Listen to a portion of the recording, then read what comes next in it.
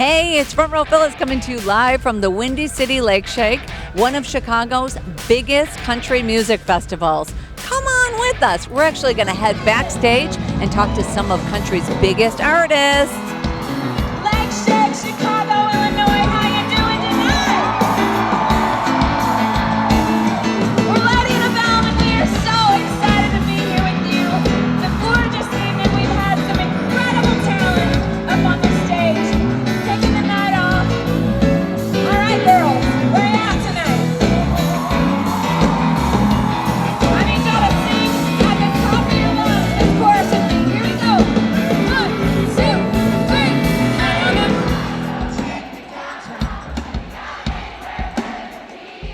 Pump it up, baby, you need to go round town.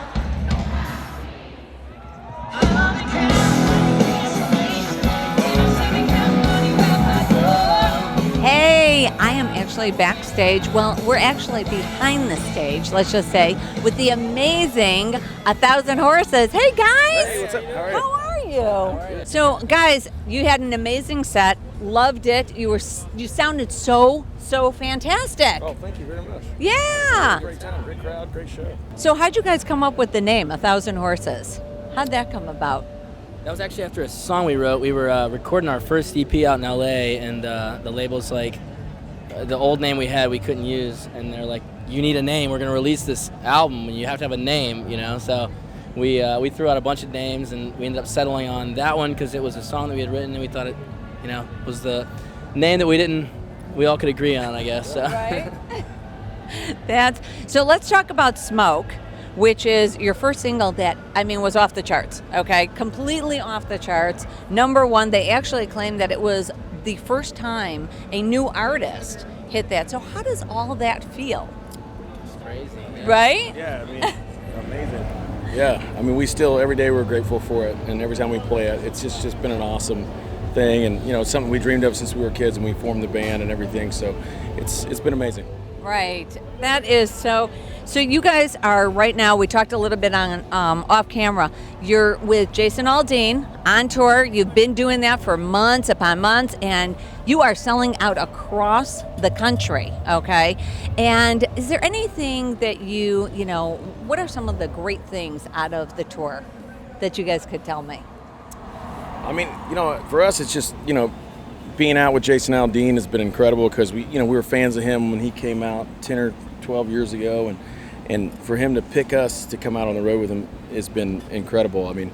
It's every night's awesome. It's a fun time. It's a party. It's a great show, and Thomas Rhett's out there with us too, and he's killing it. It's just it's just all around a bunch of great people and a great time. Oh, that's so. So, what inspires you guys in writing your music? What are some of the things? Gosh, a little bit of everything. You never know, where inspiration comes from, and we write differently for every song. So we don't have a specific formula the way we write, but right. Sometimes it's all four of us. Sometimes it'll be a couple of us, or somebody with a few friends in Nashville. So just depends on the day, Right. So So outside of music, because I know there's a life outside of music, hard to believe. What are some of the things you guys like doing? well, let's see. We played in a softball game last week, and we're not very good at that. I broke my foot. So not softball. Oh no, not Yeah, softball. not softball. How about barbecuing? Love to barbecue. We can do that on the road. That's a good pastime. Yeah. Until I turned 15, that's the first time I heard wailing. No Hank Jr. singing, put some pride in their country. That really turned me on. Put some drive in your country. Yeah, keep country driving on.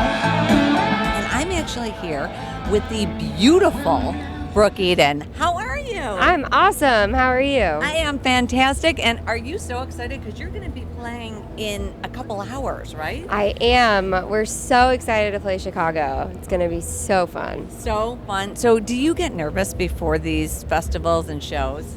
Sometimes Yeah. it's so hit or miss for me. Sometimes I'm like so chill, and then we get on stage and everything's good. And sometimes I'm like totally freaking out. Right. So it's just It's just the day. I know. And you know what? I would be too. And especially at some of these festivals because there's so many people. Yeah. And I would just get out You there. can't mess up. You, well, it's like having a baby. They don't know. It's okay. No, exactly. No, it's one of those things where I have sang my songs thousands of times. Right. But like one day I'll just completely brain fart and forget words, and you're just like, I really hope that doesn't happen. You know, It's not going to happen. I know it's not. not gonna happen. Not at all. Well, let's jump right in and talk about your music because I have to tell you, I think it's kind of a cross between soul Yeah. meets bluesy with a dash of country. Okay. Yeah. So, how do you describe your style? That's actually really funny because I say that it's like country soul.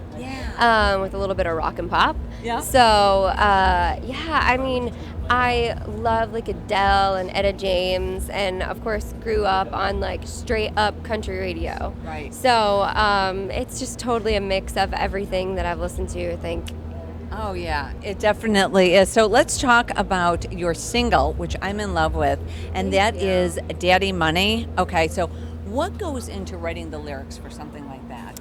Well, that story is actually of how that song came about. Was I was spending 2 weeks in Nashville when I first moved to Nashville. I was spending 2 weeks in Nashville writing songs, and I would fly back home to Florida and spend 2 weeks down there performing. So I didn't have like a normal 9 to 5. My job was performing down in Florida, but apparently my roommate didn't get that, and she was a songwriter, and she was like, girl, like you were going home to Florida so much, like what's the deal? And I was like, girl, I gotta go home and make that dough. And she's like, what?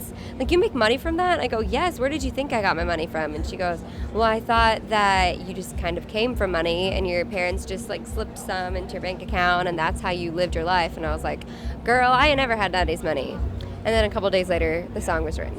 Wow, I love it, and everybody out there loves it too. So we can't wait to hear it perform today. That's Thank exciting. you. So, let's talk. We were talking a little bit about your style of music, and it actually, some of your musical influences, like you were saying, is Shania Twain, I read, along with Etta James. So, how have they influenced your style of music, you think? Yeah, so much. I mean, I grew up on, like, I didn't even know there was another radio station other than country when I was growing up. Really? My dad's a drummer in a country band, so I would go and sing with him on the weekends, and that was the music that I knew. So I grew up singing Any Man of Mine by Shania Twain and Dixie Chicks and Faith Hill. And then as I got older, I just started kind of dabbling around in other music genres and just thinking like, oh, what other kind of music is there? Right. And I landed upon Etta James and just totally fell in love with her soul and like how she can sing something and like make you cry. Right. And I was like, I want to be able to like evoke that kind of emotion. And so just really studying those people that I looked up to so much and kind of just hodgepodging it all together into my style. Well, you've done a great job, and you're pretty amazing. So we're so excited about that. So what are some of the things that go into, and that really inspire you in creating or writing your music, you think? A lot of things inspire me. I mean, a lot of times it comes from just conversations that I'm having in my normal life with my friends, and they'll say something and I'm like, oh my God, I can't believe that song hasn't been written yet. Like, for example, one of my favorite songs I've written is a song called Sunday Morning, and the tagline is, if I'm gonna be your Saturday night, I'm gonna be your Sunday morning. Ooh, I love that. Yeah, and so that song, I was like, how has that never been written yet? But it all came from a silly boy and a silly girl, and they spent the night together on a Saturday night, and on Sunday morning she woke up and he wasn't there. Yes, exactly. So things got a little crazy. Exactly. And so mostly just real life stuff and just thinking, oh my God, that song needs to be written.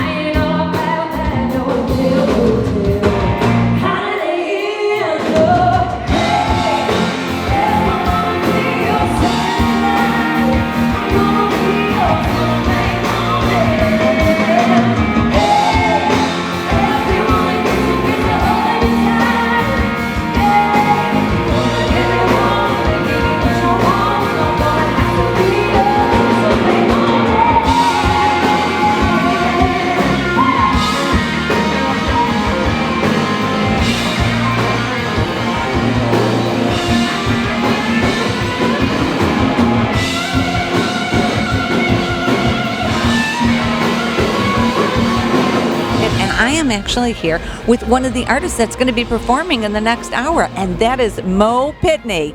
Hey Mo, how are you? I'm great. How are you? I am fantastic. So excited to have you here. Glad to be here. This is going to be unbelievable. Isn't that so? So you're originally from Illinois, right? Not far from here? Rockford, Illinois. So I'm guessing from where we're at right now, about 55 minutes if traffic was good. So Traffic's never good. yeah, exactly. But I moved down to Nashville probably 6 years ago, but did all my growing up here. You did? Yeah. So is there a big difference in Nashville and Illinois, you think? Yeah, it's I don't know if it's a big difference. I mean, there are people everywhere you go, but there's subtle differences as far as especially Rockford, where I grew up. You know, Nashville is just a fly trap for musicians and for art and for so I think that probably there's more people of that mindset in Nashville, Right. only because that's the destination. Not saying that there's not people like that in Rockford, but it's always obviously a bigger city than Rockford and a smaller city than Chicago, so those are the subtle differences, I think. Let's jump right in and talk a little bit about your music. Okay. So let's talk about the fact that you've been in music, in the world of music, since you were, 6 years old? I read that you were playing the drums, and then you went into guitar at like 12 years old. How'd you decide that music was really the way you wanted to go? Yeah, that was the deciding part. It's almost like it picked me. I grew up, I raised and trained Brittany Spaniels, dogs. I used to buy and sell cars in Rockford, and I always played music, and I played in church a lot. But I started really falling in love with bluegrass music, and my dad and my brother started to get these little jobs here and there after we had made traveling to bluegrass festivals, and we started getting calls to come back and actually play shows just from actually jamming in the hallways. People would hear us and they say, "Would you come back and play a show?" And so as we started progressing that, we were just doing music on the side, and it just kept opening doors till I got the call to come down to Nashville and make a country record, and I thought God was kind of leading me into playing music the rest of my life. I never thought it was a real thing to be able to make a living doing it, Right. and I think I'm just starting to make a living doing it. Get that first check, and then it's like, oh, okay, I'm going to keep doing this. Exactly, doing something I love. I'm just so thankful God let me do something I love for my work. That's so great. That's the important thing. Tell me a little bit about one of my favorite songs, which is Boy and Girl, right? Oh, yeah. Okay, I love that. I love it.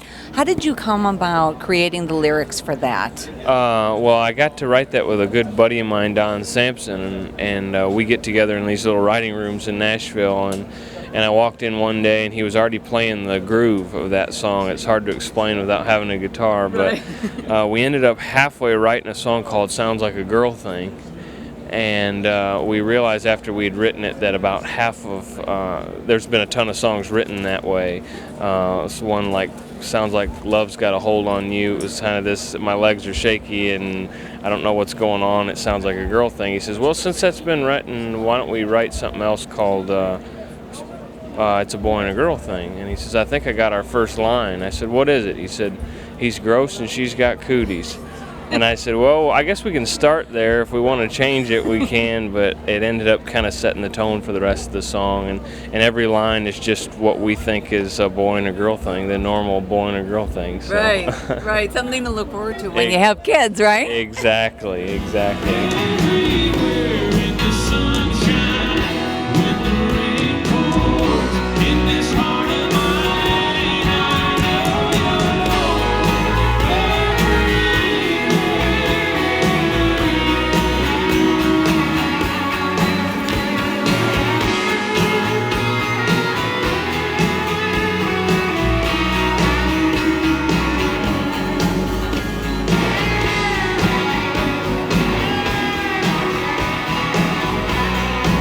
And I am actually backstage with the beautiful Jana Kramer. Very sweet. How are you? I'm good, thank you. How are you?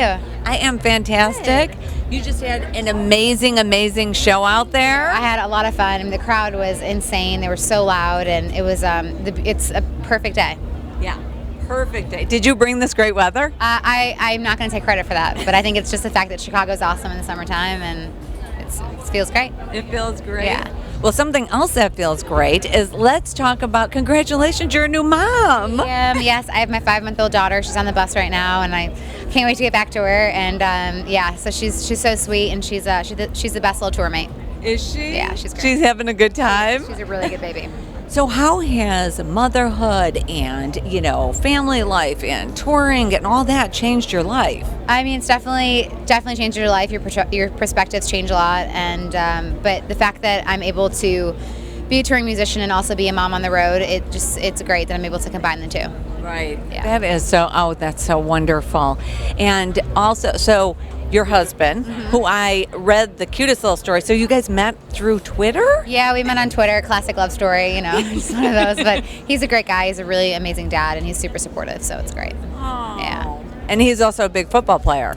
He used to be in football, yeah, but now he's in medical sales. So There you go. See, that's what happens. You give up the career, you go into medical sales. all good. But he likes changing diapers? Yeah, no, he's great. He's better at that than I am. So Is he? Yeah. Isn't that funny? Not much of a poopy diaper kind of girl, but it's fine. It's my daughter's diaper, so it's fine. I completely get it. It's like having dogs too, Yeah, you just pick it up, right? No. Yeah, None of that. I'll call him a crying baby. I just don't pick up, you know what I mean? Like, so we're good at certain different things. Like, he's better at changing the diapers, and I'm better at, calming my little girl. So, Right. yeah. Oh, that's so. So let's talk about the fact that you went from being an actress, okay, and then becoming a Nashville star. How did that all come about, and which is it? Do you like better, or worse, or what? Well, I've been doing music for more than, professionally for 6 years, and so I haven't done acting really since then. And so, my passion's all in music, and it'll stay that way. I love acting, and hopefully I'll be able to do things that I'll be able to combine. But right now, being a mom and being on the road is keeping me really busy. Right. Yeah, so we don't need to add anymore. Now, right? Yeah, but if something comes along the way where I'm not working and I'm not, I can take some time off. But yeah, we'll see. Right. Yeah. So if you haven't heard, my favorite song on the album is About a Boy, okay? And I you got the have boy. to. Yeah, yeah. Oh my God. Yeah. How did that all come about? How did you write the lyrics for that? I did not write that song. It was a song that was given to me, and it was a true story about my high school sweetheart. So it's just amazing how someone can write the story better for you. Oh, Yeah. that's so. Is there any song on the album or a few songs on the album that you really, really like? Yeah, my new single "Circles" is my favorite, and that's coming out in July. So I'm really excited for that one. That's great. Yeah. We're excited for that. I appreciate you having me. I thank you. So, one last question, which happens to be my trademark question. Okay. And it's pretty fun. Everyone likes Okay. it. If you were a groupie for any artist, any band, and they could be dead or alive, who would it be for? A groupie for any artist. I'd probably say Jennifer Lopez, because I would want to know how she keeps her face just looking amazing. Oh, golly. Emmylou Harris. Oh, that's a good one. Emmylou Harris. I like that one. Probably the Spice Girls. Really? Oh, I love that. With little would- Mel B. Yes, right? yeah. Me and my friends, when we were little, we were like the mini Spice Girls, and I was Baby Spice, and we had the platform shoes and everything. Spice Girls. Spice No, I'm Girls. kidding. Maybe they were pretty cool. First Spice concert Girls. was the Dixie Chicks. My first concert was Dixie Chicks. I'd probably pick the Rolling Stones though, for real. Yeah. I don't know if I'd be a groupie or just a hang around dude. I'll probably pick Tom Petty. You gotta go with McCartney. He's a Beatle. Oh, yeah. You Yeah, can't. I really should. You- all Beatles. Well, okay, all Beatles. Yeah, straight. What Led do you think? Zeppelin. Led Zeppelin. Led Zeppelin. Don't worry about a thing, because every little thing is gonna be alright. Hey guys, it's hard to believe that it is day 3 at the Windy City LakeShake. We have had a great time at the festival. Well, we're packing up to go back home. Once again, for all this information and more, just go to frontrowphyllis.com. Live at the Windy City LakeShake, this is Front Row Phyllis.